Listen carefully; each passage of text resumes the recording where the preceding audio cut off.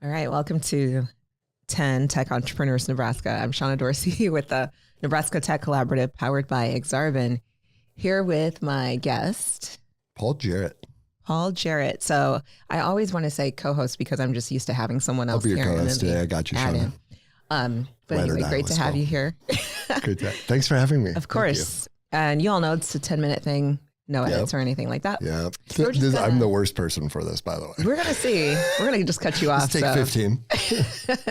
But anyway, tell us about yourself, Paul, and how you got to Bulu, and we'll go from there. Yeah. Well, I feel like I've given that speech so much. Great. It's like so burnt out. You want to say something, share something different? I just feel like, it's like, hey, I'm just like every other human. Mm-hmm.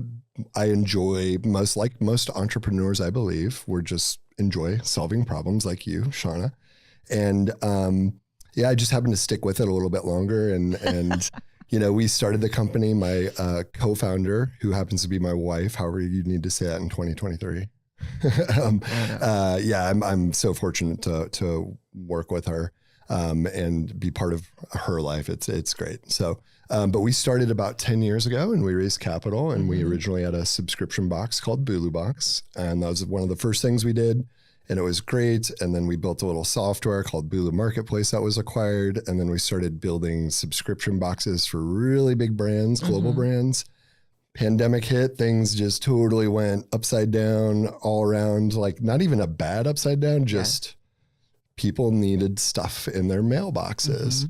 And in the process of that, there was a lot of changing of things, it's not in 10 minutes, we can go through it all, but, to come out really, and I ran into you recently and I was like, hey, we're doing something really interesting now. And we're able to, with this like warehouse software combination, we're helping a lot of entrepreneurs get things in different sales channels and delivered. And that really ultimately is, I believe the journey is all the problems we experience trying to just deliver products the way the entrepreneur intended. Now we can like help people do that. But yeah, I mean, there's so much cliche in this story. I'm still trying to find the interesting parts, but I have to like almost hear them back to me because Okay. So what I heard was that over 10 years, you've taken this company, you just continue to evolve it, and not say, you know what, we're a subscription box model and that is it. You're like, what do the customers actually need, right? Yeah, it was a lot. Fair? We learned that it wasn't just subscription and subscription boxes. The actual problem is the vision of these entrepreneurs and intrapreneurs, whatever you want to call them, the vision of the people that are building things are dictated so much by Amazon and Shopify and Walmart. And so we're kind of this in between where we can actually help deliver it in the place, in the package, the way, and then to actually have the data and logistics sync up, that is like art, And so, it's cool to be able to almost in a manner, like give that thing that we didn't know that we needed 10 years ago. And you always think, you solve the problem. And this is kind of the third rebirth of the brand almost, right?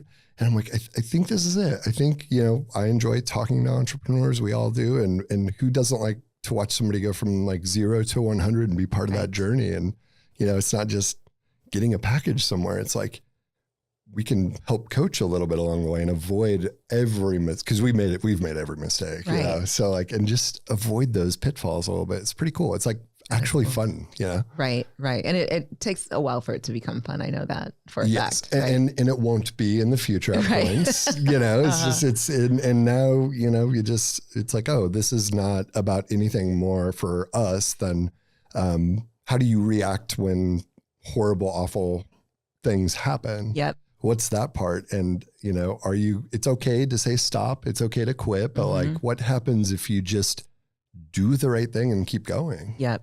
And that's when some interesting stuff happens, I think. Like, no matter what, just do the right thing and push forward. So, yeah.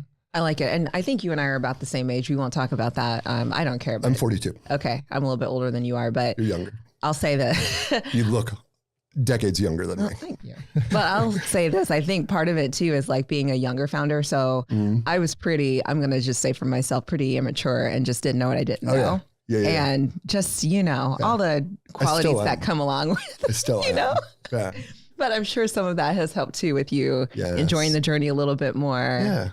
Yeah. Sorry, God. No, that's all. I feel like there's, as an entrepreneur, like that, what is that more than solving problems that involves creativity? What spurs creativity? It's almost like a childlike thought process or innocence, but also you need to know how to, display that correctly to not scare, the numbers people in the boardroom or whatever. And I think that is like, how do you not lose yourself in KPIs and metrics?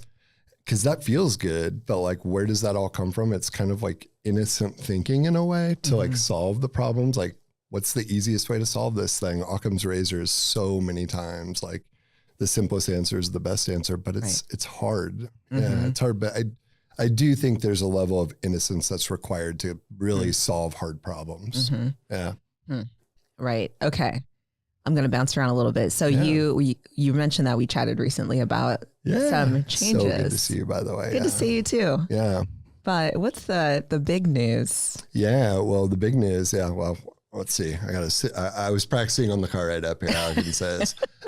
Well, we are very excited. My co-founder, Stephanie Jarrett and I, to not announce, but we recently acquired the business 100%. Yeah.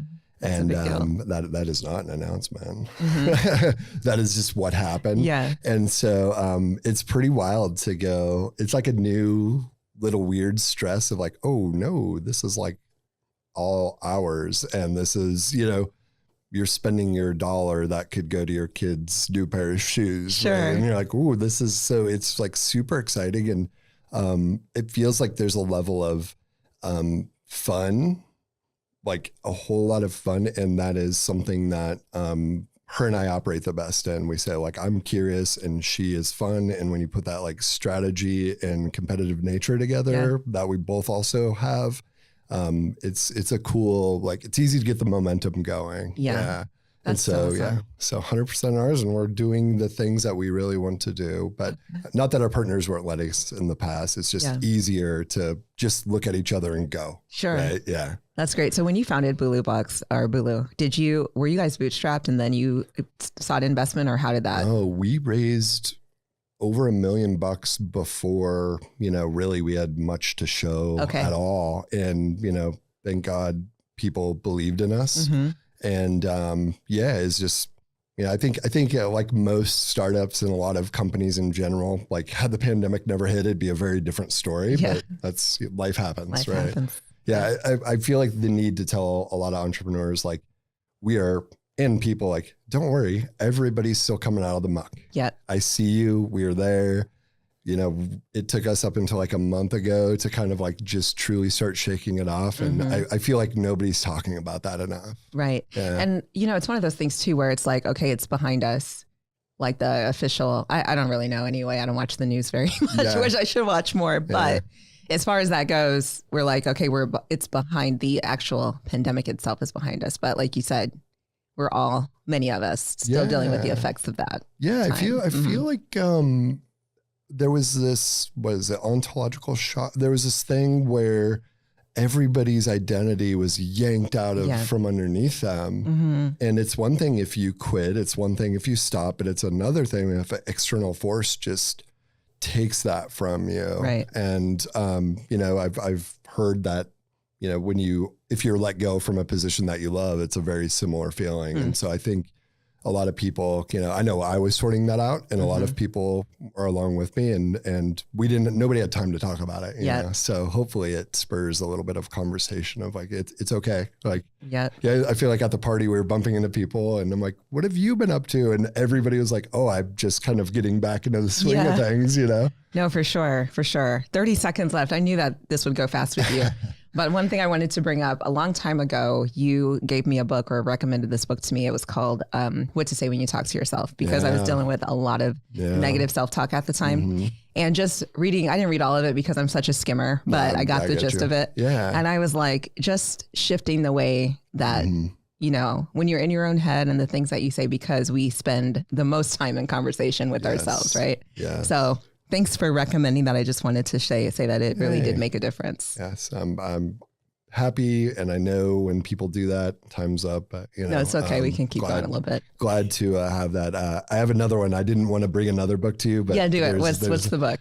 I actually don't even know the name of it. I think it's Living a Creative Life by Rick Rubin. Okay. The hip hop dude, like the producer guy. And it's just, I'm like on my second go around of it. I'm like, I never read something twice. So yeah, it's really good. Yeah, y'all should check it out. Paul's great at book recommendations. Yes, that's about the only talent is reading and keeping the good parts and ditching the bad parts. Same in life in general. Love it. Well, thanks for being here. I appreciate you. Thank you for having me. Of course. Yeah.